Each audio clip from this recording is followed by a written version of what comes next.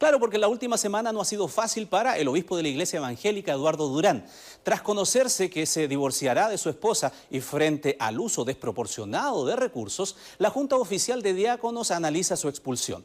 Tele 13 accedió a documentos que acreditan los negocios que durante décadas ha realizado este polémico representante de la Iglesia Evangélica. Los pecados del obispo Durán en el informe de Nilce Silva y Paulina Figueroa.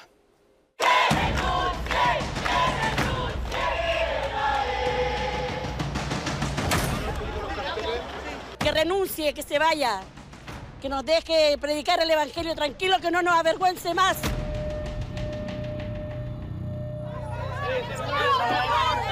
Yo soy de la iglesia y a mí me ha ayudado mucho mi obispo. Sí, claro, ¿cuántos platos te meten en el bolsillo? Que ha incurrido en falta de temor de Dios al utilizar los diezmos y ofrendas del Señor para mantener una vida de lujos personales.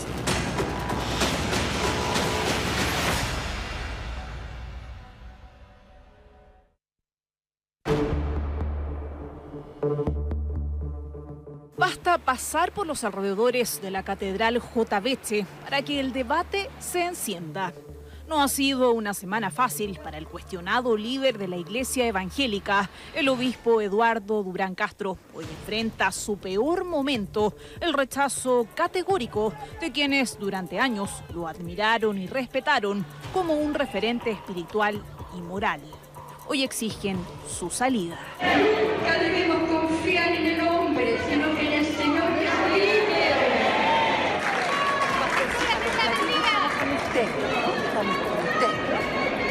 Mis hermanos del sector norte y los dos balcones, hermanos. Ella es la pastora Raquel Salinas, su actual esposa, de quien la semana pasada anunció que se separará para comprometerse con la también integrante de la comunidad Ruth Sepúlveda.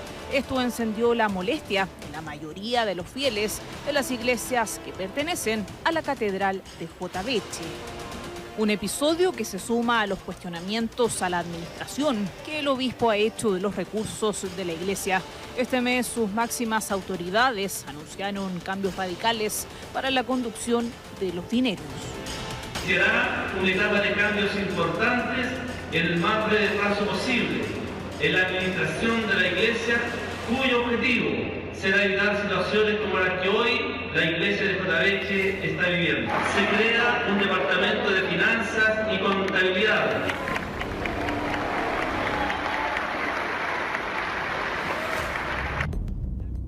Hace más de un año y medio, la Fiscalía Oriente de Alta Complejidad investiga de forma reservada al obispo Eduardo Durán Castro por un eventual lavado de dinero. El año 2017, una denuncia hecha por Nicolás Retamales, un fiel de la primera iglesia metodista, desató las dudas en torno a su abultado patrimonio. Hasta esa fecha, 1.152 millones de pesos repartidos en una larga lista de propiedades y vehículos de lujo que habrían sido comprados con el diezmo de los creyentes sin que ellos se enteraran. Básicamente hay una denuncia en que hay una persona que da cuenta de este patrimonio un tanto abultado que tenía este pastor y daba cuenta entonces de las dudas respecto al origen. Estos personajes que presiden la iglesia han desprestigiado a la persona que se sienta en la banca, a la persona que da su dinero, a la persona que cree que este dinero es para Dios. En la forma que él dice, un hermano me regaló este auto y fue donación, o sea, me lo regaló. Y yo dije, si ese auto era de nosotros como familia. No hay una sola resolución del Ministerio Público ni de los tribunales que afecta al obispo Eduardo Durán Castro hoy día. De acuerdo a exfieles de la iglesia J. Beche y a documentos a los que accedió Tele 13, desde antes que asumiera como obispo, en noviembre de 2011, el capital personal de Eduardo Durán comenzó a crecer notoriamente con compras y ventas de propiedades. Un listado que revisaremos no sin antes comprender quién es este hombre, que fue capaz de ganarse la confianza de miles de evangélicos en Chile. Era una persona de recursos normales, una persona de clase media, tenía su casa en Estación Central, tenía su vehículo, sus hijos, pero yo creo que le dieron estas ansias. Toda su vida, Durán ha estado ligado a la iglesia evangélica. Desde los 6 años participó en el coro instrumental. En 1967 se casó con Raquel Salinas, con quien se fue a estudiar teología a Estados Unidos. A su regreso en 1978 formó parte de la Junta Oficial de Diáconos, la misma que hoy lo quiere fuera. Tras ser director de Relaciones Públicas de la Iglesia, llegó al cargo de pastor gobernante en 2003. Durante su labor creó el Departamento de la Juventud y nuevas iglesias o clases dentro de la región metropolitana. Recién en 2011, tras una dura disputa, logró ser obispo. Erika y Nicolás fueron fieles de la iglesia JBH durante décadas. Sin tapujos, quisieron compartir los recuerdos y antecedentes que guardan del actual obispo. Nicolás lo ha investigado desde que comenzó a escribir su tesis de Derecho, mientras que Erika dice haber sido testigo en su propia casa de las transacciones que Durán y su ex marido Luis Vázquez, quien sería la mano derecha del obispo, habrían pactado con los ingresos de la iglesia. Yo no entendía por qué habían cosas que se compraba y después yo tenía que ir y traspasarla, y por qué siempre en esos traspasos estaban los mismos oficiales y siempre la misma niña en la notaría. Si compraban algo más caro, después lo vendían más barato, pero quedaba entre ellos mismos. O sea, no era que se compraban y se vendían a otras personas, ¿me entiendes? Intentamos acordar una entrevista con Luis Vázquez, pero declinó hablar en cámara con Tele 13. Asegura que está cansado de las mentiras que rodean el caso.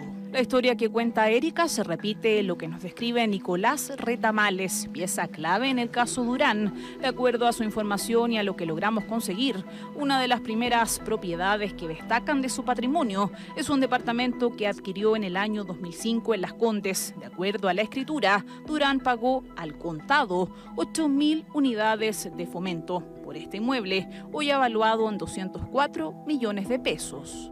En el 2005 al 2003, ¿cómo se establece ese rango para poder justificar la compra de una propiedad al contado, que son 8.500 UF? Su abogado, a quien entrevistamos en 2 oportunidades, asegura que los ingresos de Eduardo Durán son fruto de su trabajo. En este caso no habla del diezmo de los fieles. Han pasado por un triple rasero. La Brigada de Delitos Activos de la PDI, que ha investigado en 3 ocasiones su patrimonio. Quiero recordarle que mi representado tiene 75 años de edad y trabaja desde los 15 años de edad. Esto fue analizado en 3 ocasiones por la Brigada de Lavado Activo de la Policía de Investigación, un organismo especializado. Sí, eso se entiende, pero yo le estoy preguntando, además de eso, ¿de dónde salió la plata? Por la Unidad de Análisis Financiero y por el Servicio de Impuestos Internos. El mismo obispo Eduardo Durán declaró voluntariamente a la Fiscalía el 23 de enero que su ingreso mensual por diezmos de la iglesia es de 35 millones de pesos mensuales. Además, aseguró en una entrevista televisada que en su cuenta corriente tiene un saldo de 130 millones. Según su defensa, los montos se destinan a diferentes actividades de la iglesia. Y la investigación y la realidad, que es más importante que la investigación, nos dice que el origen del patrimonio de esta iglesia y de este obispo tiene un origen que son las ofrendas, son el diezmo. Ahora, yo no tengo la contabilidad exacta, pero le puedo decir que hay una enorme labor social. De acuerdo a los estatutos de la Iglesia Metodista Pentecostal de Chile, el patrimonio de la Iglesia está conformado por los bienes que adquiriera a cualquier título, ofrendas, diezmo de los diezmos, las cuotas ordinarias y extraordinarias que deberán pagar los miembros y las rentas y frutos que produzcan sus bienes, y además por todas las donaciones, ofrendas, herencias y legados que reciba. Puede parecer 30 millones de pesos mensuales mucho, pero esta iglesia realiza una enorme actividad de rehabilitación de reos. ¿Con esa plata? Lógico, con ese dinero. Además, el artículo 5 establece que deberán figurar a nombre de la corporación todos los bienes inmuebles y muebles que pertenezcan a dichas iglesias o se adquieran con fondos erogados por sus miembros. Mientras era pastor gobernante, en el año 2007, Eduardo Durán compró esta propiedad en el pasaje Nuevo México en Pudahuel, una casa que luego se convertiría en la clase o iglesia San Pablo. En esa oportunidad, según registros del conservador de bienes raíces, Durán la compró en 36 millones de pesos. 10 años después, siendo obispo, la traspasó a la iglesia vendiéndosela en 25 millones. Oiga, justifíqueme por qué usted tiene una iglesia inscrita a su nombre y no la tiene inscrita a nombre de la corporación, siendo que la ley le dice que usted tiene un plazo de 1 año para transferirla, o simplemente los estatutos dicen que tienen que estar todas inscritas a nombre de la persona jurídica. A la lista se suma otra propiedad comprada en el año 2008, Manuel Umaña 33 y 37, que coincide con la estructura lateral de la Catedral J. Beche. Ese inmueble, avaluado en 29 millones de pesos, Durán lo compró en 250 millones y lo vendió a la comunidad en 2017 en 200 millones de pesos.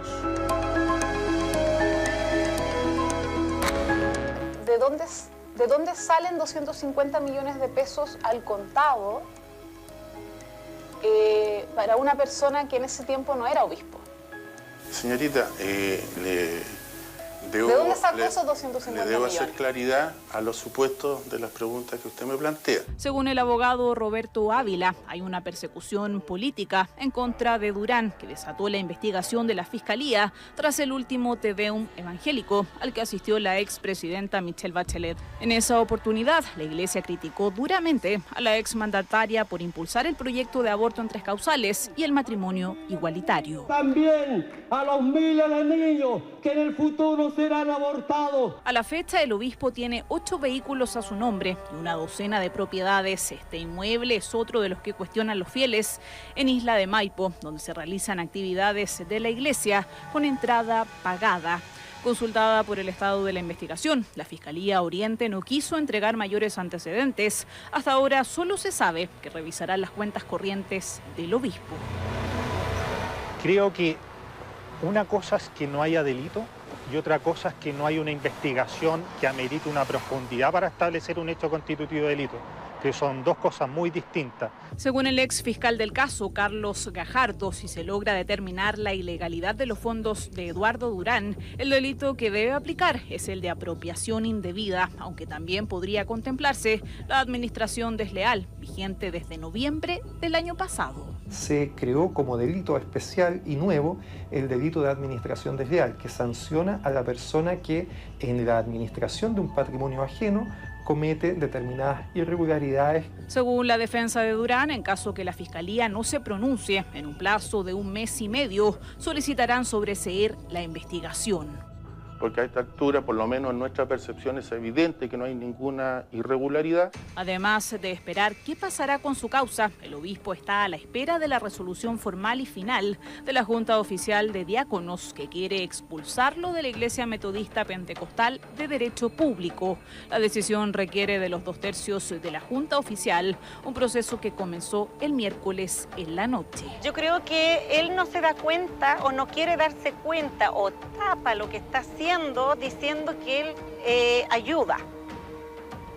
Pero él sabe que lo está haciendo mal. Han desprestigiado a la persona que se sienta en la banca, a la persona que cree que este dinero es para Dios y para la sustentación del culto. La Iglesia Metodista Pentecostal de Derecho Público deliberará qué pasará con Eduardo Durán, el hombre que durante décadas fue su más cercano líder y el que nunca imaginaron se vería envuelto en toda esta polémica.